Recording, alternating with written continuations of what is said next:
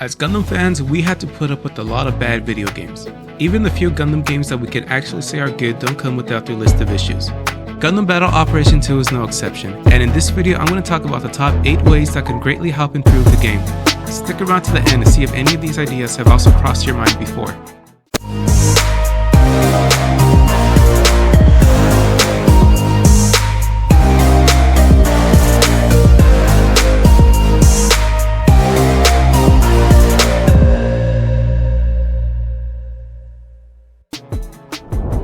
Before we begin, I just want to give the basis for all of my suggestions. All of these are suggestions that could be possible within the existing build of the game.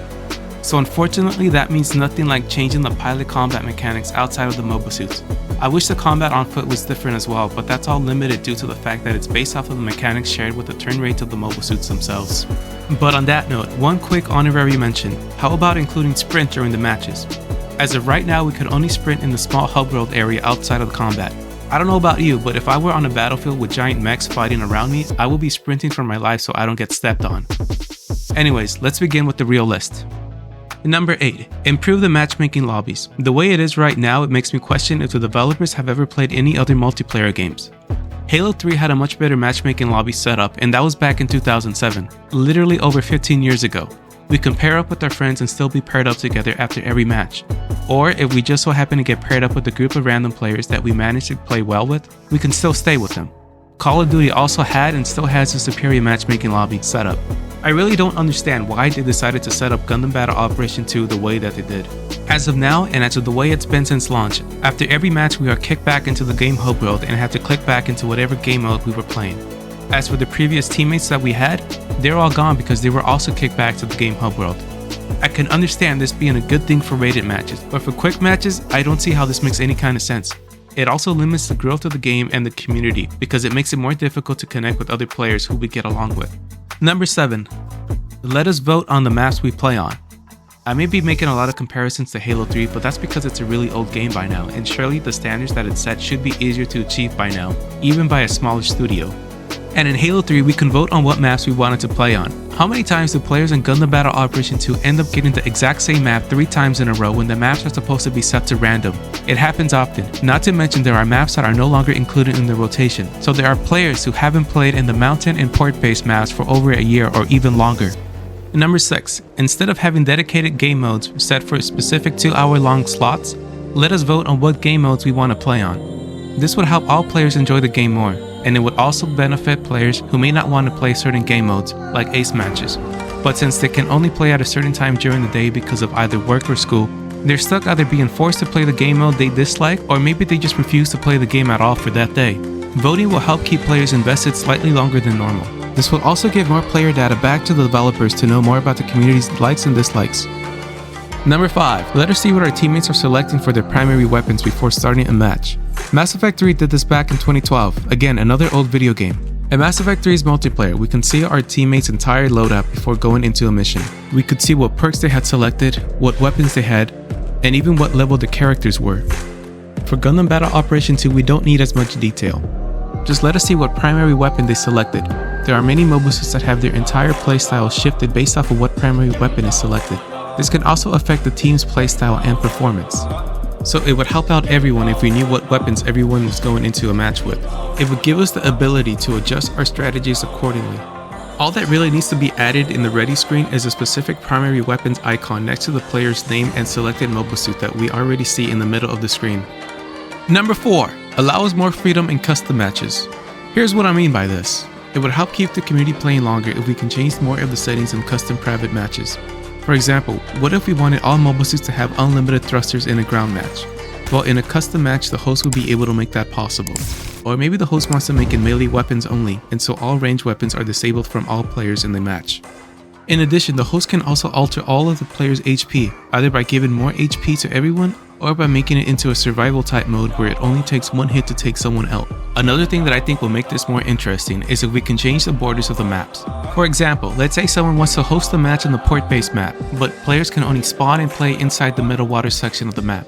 By changing the borders, no player will be able to leave that section. For other maps, we should be able to remove certain objects. This is already sort of possible when you consider the maps from the battle simulator.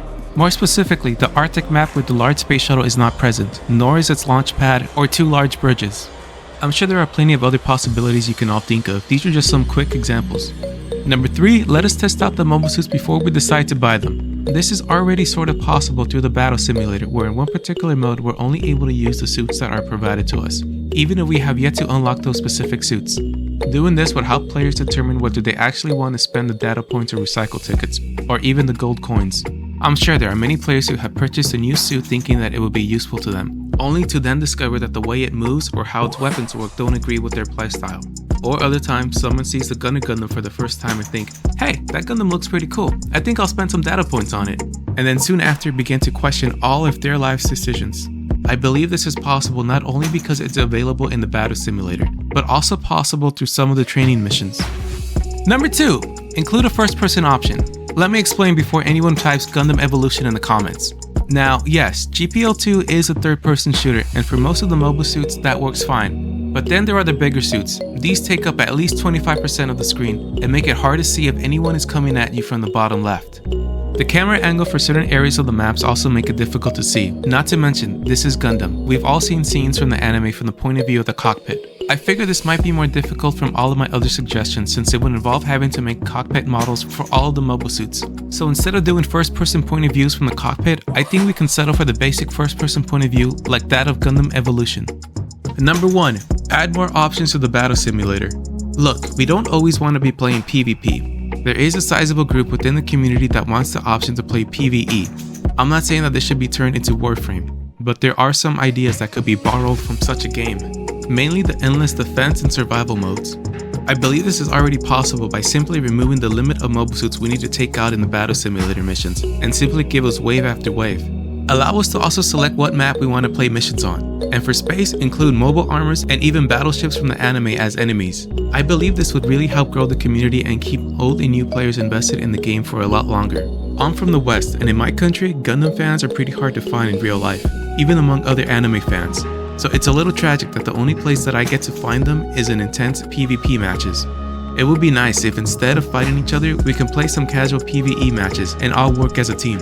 I may be stretching it here, but always being thrown into PvP matches in a way goes against the anti-war theme that Gundam is known for. Cold Fairy had the potential of pulling this off, but it ended up being only a single player game, which is one of the reasons why I refuse to spend any of my money on it. Now, it can be argued that the free practice mode is already sort of like an endless survival mode, but that's only for single player. We can't invite other players to join us. These are just some ideas for helping to improve the game.